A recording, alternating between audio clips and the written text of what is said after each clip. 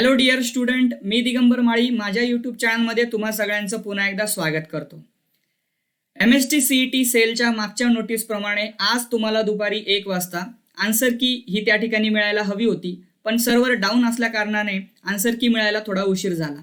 पण उशिराने का होईना तुम्हाला ही आन्सर की आता मिळालेली आहे आणि आन्सर की नुसार तुम्ही सगळ्यांनी तुमचे रेस्पॉन्सेस हे त्या ठिकाणी व्हेरीफाय केले असतील आणि तुम्हाला अपेक्षित असलेले स्कोअर कदाचित काही विद्यार्थ्यांना त्या ठिकाणी मिळालेले सुद्धा असतील.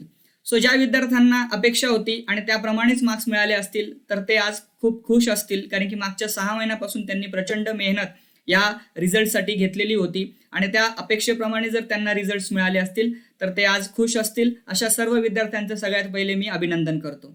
पण त्यासोबतच असे खूप सारे विद्यार्थी आहेत की ज्यांनी या विद्यार्थ्यांसारखीच मागच्या 6 महिन्यापासून प्रचंड मेहनत घेतलेली होती, पण एवढी मेहनत घेऊन सुद्धा कदाचित त्यांना या ठिकाणी थोडे कमी मार्क्स मिळाले असतील आणि त्यामुळे थोडे ते नाराज असू शकतात. सो आता या विद्यार्थ्यांसाठी आजचा व्हिडिओ हा खरंच खूप महत्त्वाचा असणार आहे, कारण की या व्हिडिओमध्ये जे पॉईंट्स मी तुम्हाला सांगतोय ते खरंच तुमचं टेन्शन थोडं का होईना कमी करू शकतात. आता तुम्ही कदाचित आन्सर की व्हेरीफाय केल्यानंतर नक्कीच तुमच्या मित्राला किंवा मैत्रिणीला पहिले फोन करून विचारला असेल की तुला किती मार्क्स मिळत आहेत. तर त्या विद्यार्थ्याला जर मार्क्स जास्त असतील, म्हणजे तुमच्या मित्राला किंवा मैत्रिणीला जर मार्क्स जास्त असतील तर तुमचं टेन्शन अजून वाढलं असेल आणि तुम्ही त्या ठिकाणी परत नाराज झाले असाल. सो या ठिकाणी मला एक पॉईंट क्लिअर करायचा आहे की तुम्हाला सगळ्यांना माहिती आहे यावर्षी MST CET एक्झाम जी झाली आहे तर ती डिफरंट बॅचेसमध्ये झालेली आहे आणि प्रत्येक बॅचसाठी जो क्वेश्चन पेपर आलेला होता हा सुद्धा वेगळा होता. म्हणजे याचा अर्थ असा की ज्या मुलाला फिजिक्सचा पेपर हा अवघड आलाय याचा अर्थ असा थोडी आहे ना की सर्व बॅचेसमध्ये फिजिक्सचा पेपर हा अवघडच आला असेल. काही विद्यार्थ्यांना तो सोपा पण आला असेल. त्यामुळे बॅचेस वाईज हे क्वेश्चन पेपर डिफरंट होते, डिफिकल्टी लेवल वेगवेगळी होती आणि त्यामुळे स्वाभाविक आहे की प्रत्येक बॅचमध्ये असलेल्या विद्यार्थ्याला मार्क्स सुद्धा हे डिफरंट असणार आहे. त्यामुळे तुम्ही ज्या मित्राला किंवा मैत्रिणीला फोन केला आहे आणि तिला जर जास्त मार्क्स असतील आणि तुम्हाला जर कमी असतील तर यावरून तुम्ही हा अंदाज लावणंच चुकीचं आहे की नाही आता CET मध्ये मला कमी मार्क्स मिळालेत, आता मला काही ऍडमिशन मिळणार नाहीये. सो तुम्ही जर असा विचार करत असाल तर तुम्ही चुकीचा विचार करताय.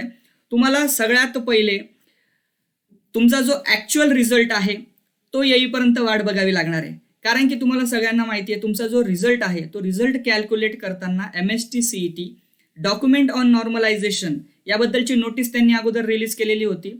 तुम्हाला सगळ्यांना माहिती आहे बॅचेस डिफरंट होत्या, पेपरची डिफिकल्टी प्रत्येकासाठी वेगवेगळी होती. त्यामुळे सर्व विद्यार्थ्यांचे रिझल्ट्स इक्विव्हॅलंट असावे यासाठी नॉर्मलायझेशन ही प्रोसेस अडॉप्ट केली जाणार आहे आणि नॉर्मलायझेशनच्या मेथड नंतर तुमचे जे पर्सेंटाईल स्कोर्स असतील ते त्या ठिकाणी तुम्हाला बघायला मिळणार आहेत की जे तुम्हाला रिझल्ट्सच्या वेळेस मिळतील. म्हणजे तुमचा जो ऍक्च्युअल रिझल्ट असेल त्या ठिकाणी तुम्हाला पर्सेंटाईल स्कोर्स मिळतील आणि हे पर्सेंटाईल स्कोर्स खऱ्या अर्थाने तुमचे ऍक्च्युअल रिझल्ट्स असणार आहेत आणि त्यावेळेस जर तुम्ही तुमच्या मित्राला आणि मैत्रिणीला जर पर्सेंटाईल स्कोर्स विचारले तर खऱ्या अर्थाने ते एक व्हॅलिड कंपॅरिझन आपण समजू शकतो.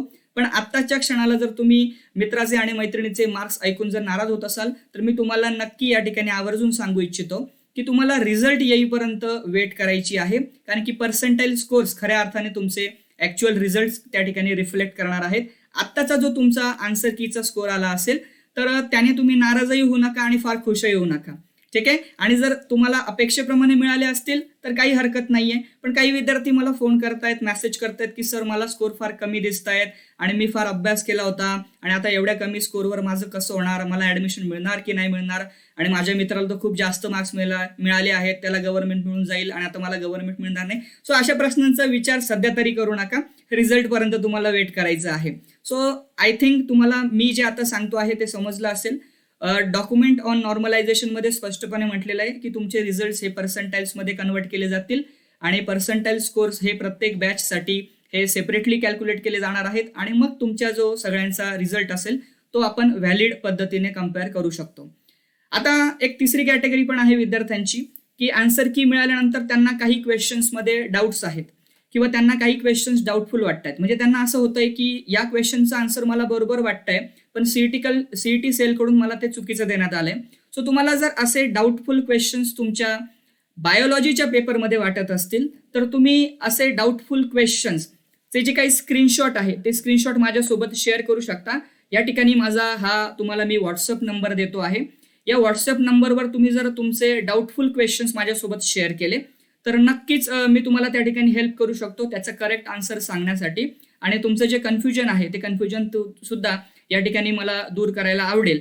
कारण की तुमचा 1 मार्क हा तुमच्यासाठी खूप महत्त्वाचा असणार आहे. कारण की हा 1 मार्क ॲक्च्युअल ॲडमिशन प्रोसिजरच्या वेळेस खूप मोठा डिफरन्स त्या ठिकाणी क्रिएट करू शकतो. 1 मार्कामुळे तुम्हाला गव्हर्नमेंट कॉलेज मिळू सुद्धा शकतं आणि ते तुमच्या हातातून निसटू सुद्धा शकतं. त्यामुळे 1 मार्काची व्हॅल्यू जी आहे ती खरंच तुमच्यासाठी या क्षणाला महत्त्वाची आहे. सो जे डाऊटफुल क्वेश्चन्स तुमच्या मनात असतील त्याचे स्क्रीनशॉट काढा आणि मला या व्हॉट्सअप नंबरवर पाठवा.